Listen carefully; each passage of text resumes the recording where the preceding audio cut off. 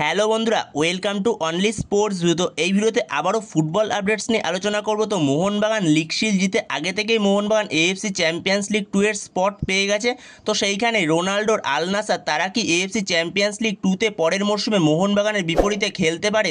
তো সেই ব্যাপারটা নিয়ে আলোচনা করব। মানে ইন্ডিয়াতে জুহরদিতে কলকাতায় কি খেলতে আসতে পারে রোনাল্ডো?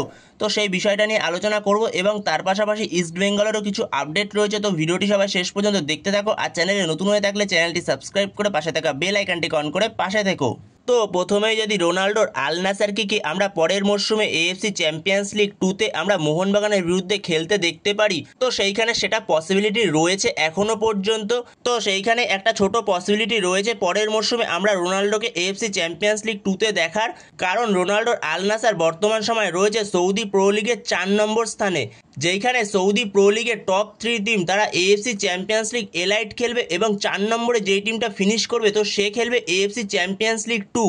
যেইখানে রোনাল্ডোর আল নাসার এক সপ্তাহ আগে এএফসি চ্যাম্পিয়ন্স লিগ এলাইটের সেমিফাইনাল থেকে তারা বিদায় নিয়েছে এবং তারপরে আল ইত্তিহাদের সঙ্গে তারা সৌদি প্রো লিগের ম্যাচটা 3-2 গোলে হেরেছে। তো সেই ম্যাচটা হারার পরে সৌদি প্রো লিগে রোনাল্ডোর কাছে পড়ে রয়েছে আর মাত্র 4টে ম্যাচ। তো রোনাল্ডো চেষ্টা করবে তারা এএফসি চ্যাম্পিয়ন্স লিগ এলাইট খেলার, যেখানে টপ 3টে টিম খেলে এএফসি চ্যাম্পিয়ন্স লিগ এলাইট, যেখানে 1 নম্বরে রয়েছে আল ইত্তিহাদ এবং 2 নম্বরে রয়েছে আল হিলাল আর 3 নম্বরে রয়েছে এইবারে এএফসি চ্যাম্পিয়ন্স লিগ উইনার আল আহালি।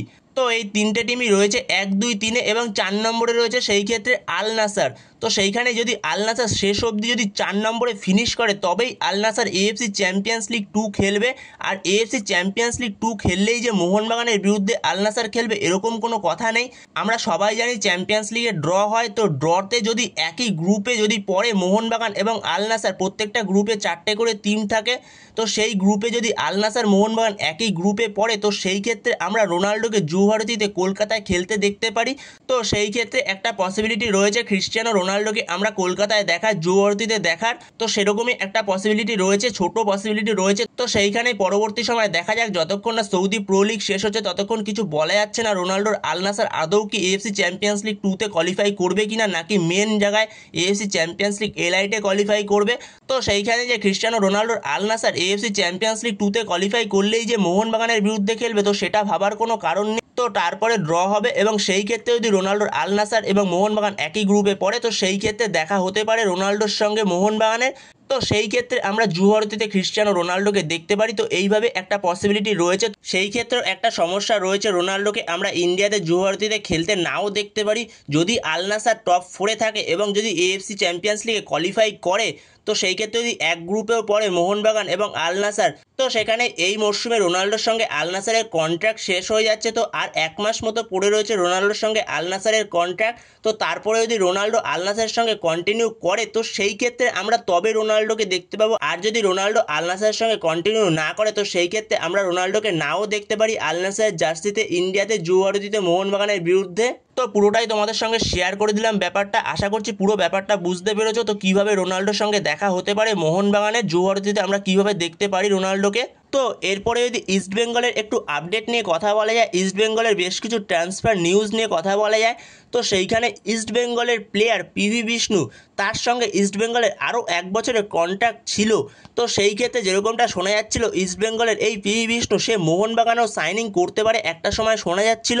তো সেই সময় আমি বলেছিলাম মোহনবাগানে সেরকম কোনো দরকার নেই পিভি বিষ্ণুর বর্তমান সময়। তো সেইখানে পরবর্তী সময় পিভি বিষ্ণু সে ইস্ট বেঙ্গলে সাইনিং করে দিল আবারও। তো ইস্ট বেঙ্গলের হয়ে সে কন্ট্রাক্ট এক্সটেনশন করলো, আরও 3 বছরের জন্য কন্ট্রাক্ট এক্সটেনশন করলো ইস্ট বেঙ্গলের সঙ্গে পিভি বিষ্ণু। তো সেটা ইস্ট বেঙ্গলের জন্য খুবই একটা ভালো খবর। ইস্ট বেঙ্গল পিভি বিষ্ণুকে 3 বছরের জন্য কন্ট্রাক্ট এক্সটেনশন করিয়েছে। তো সেইখানে ইস্ট বেঙ্গল খুবই ভালোভাবে কাজ করছে, পরের সিজনের জন্য কাজ শুরু করে দিয়েছে ভালোভাবেই। তো এরপরে যদি ইস্ট বেঙ্গলের আরও একটা আপডেট নিয়ে কথা বলা যায় তো ইস্ট বেঙ্গল ভালো রকমই কাজ শুরু করে দিয়েছে ট্রান্সফার উইন্ডো খোলার আগেই। তো সেইখানে ইস্ট বেঙ্গল মুম্বাই সিটি এফসির প্লেয়ার বিপিন সিং, যার মার্কেট ভ্যালু বর্তমান সময় 1.6 crore, তো সেই বিপিন সিংকে সই করিয়ে নিয়েছে ইস্ট বেঙ্গল, অফিসিয়ালি সই করিয়ে নিয়েছে। তো সেখানে শুধুমাত্র অফিসিয়ালি অ্যানাউন্সমেন্টটা আসা বাকি রয়েছে। তো ইস্ট বেঙ্গলে সই করে ফেলেছে বিপিন সিং, শুধুমাত্র অ্যানাউন্সমেন্টটা আসা বাকি রয়েছে। তো ট্রান্সফার উইন্ডো খুলে গেলে অ্যানাউন্সমেন্টটা করে দেবে ইস্ট বেঙ্গল ম্যানেজমেন্ট এবং তখন অ্যানাউন্সমেন্ট করে দিলে অবশ্যই তোমাদের সাথে শেয়ার করে দেবো। তো এরপরে আরও একটা আপডেট, তো ইস্টবেঙ্গলের প্লেয়ার মাদি থালালকে নিয়ে। তো মাদি থালাল আগের মরশুমে ইস্টবেঙ্গলের হয়ে হাফের বেশি সিজন সে খেলতে পারেনি এসিএল ইনজুরির জন্য। তো সেই ক্ষেত্রে মাদি থালালকে এই মরশুমে ইস্টবেঙ্গল রাখবে কিনা, তো সেই ব্যাপারে একটা কথাবার্তা চলছে। তো সেখানে যেরকমটা শোনা যাচ্ছে ইস্টবেঙ্গল মাদি থালালকে সপ্তম বিদেশি হিসাবে রাখতে পারে তাদের।